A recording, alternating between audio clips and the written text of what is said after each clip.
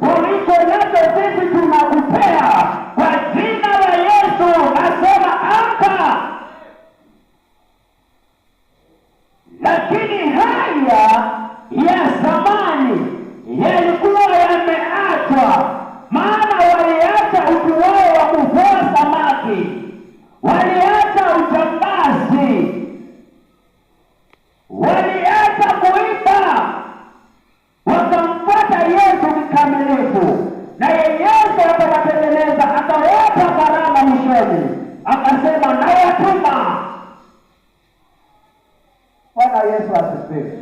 Aliposema nawatuma, wao pia watatumika. Walipoambiwa yeyote asiyekuwa na upanga na aende akanunue, na wote wakawa tayari kwa ajili ya safari ya wokovu, na wote wakaanza kupata nguvu mpya wakiwa pale ndani ya hekalu.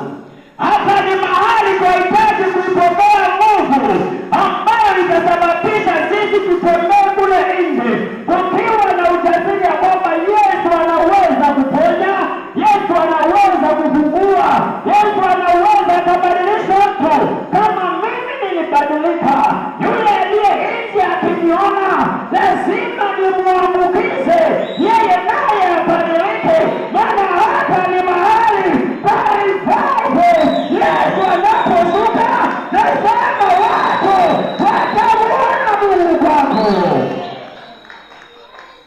Bwana Yesu asifiwe. Lakini ya kale lazima yaondolewe kwetu.